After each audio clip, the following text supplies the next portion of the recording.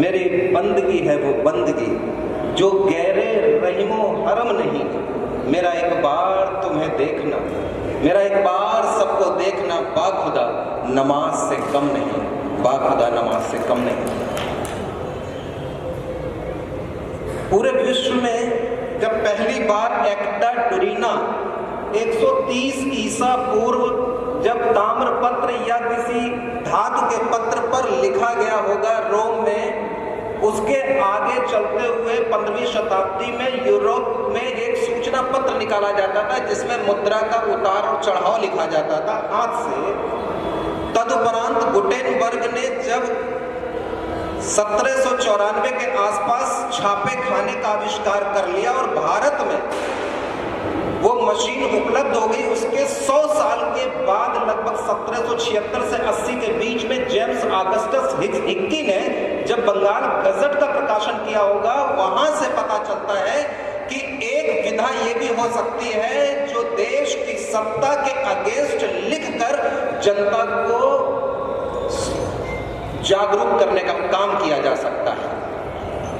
अपने अखबार में बंगाल गजट में जेम्स ऑगस्टस हिक्की ने जब पहली बार गवर्नर की पत्नी के विषय में आक्षेप लिखा तो 500 रुपए जुर्माने के साथ में 4 महीने की सजा होती है।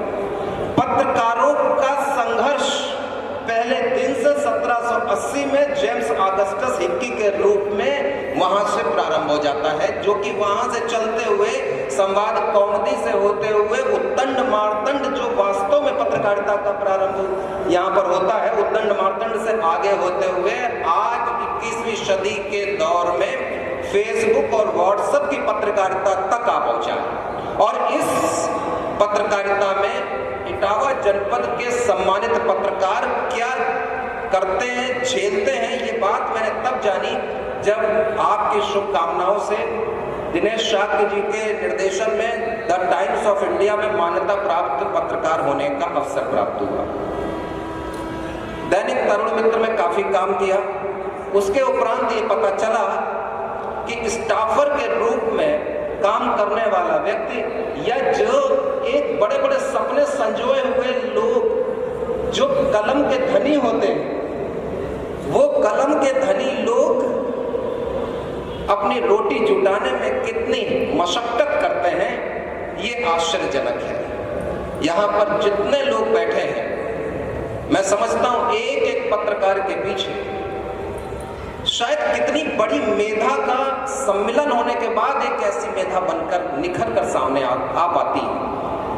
आज खबरों का दौर पूरी तरह से बदला हुआ है, परिप्रेक्ष्य बदले हुए हैं। इससे पहले कि सोशल मीडिया पे खबर चले, कॉरपोरेट तथा कथित कॉरपोरेट मीडिया हाउसेस से आप पर प्रेशर होता है कि हमें ये खबर पहले से ब्रेक क्यों नहीं की गई आपके द्वारा।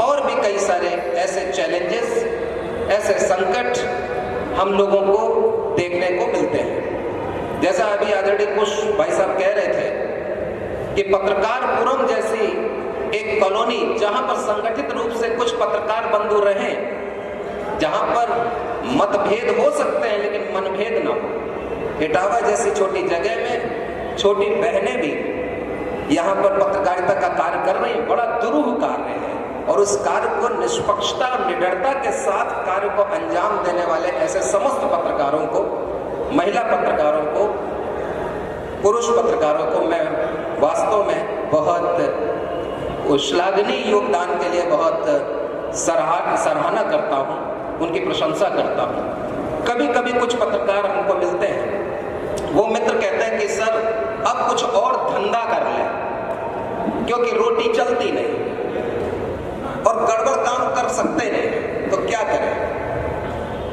कुछ सलाह दीजिए। मैं उनको कहना चाहता हूँ, न हो कि मायूस यूं शाम से ढलते रहिए, जिंदगी भोर है सूरज सा निकलते रहिए, एक ही पैर पे ठहरोगे मेरे दोस्त, थक जाओगे, थोड़ा थोड़ा ही सही राह पर चलते रहिए, थोड़ा थोड़ा ही सही राह पर चलते रहिए। जितने पत्रकार बंधु यहाँ पर उपस्थित हैं, वो पूरी तरह से अपनी कलम की, अपनी लेखनी की ताकत को समझते हुए निष्पक्षता के साथ अगर कार्य करेंगे तो समाज निश्चित रूप से उनका आदर करता है, उनका सम्मान करता है। इतने बड़े वरिष्ठ पत्रकारों के बीच आकर मुझे बहुत अच्छा लगा। आपने मुझे यहाँ पर बुलाया, मुझे आमंत्रित किया, उसके लिए हृदय से बहुत मैं अनुग्रह ज्ञापित करता हूँ। बहुत बहुत धन्यवाद। Thank you so much.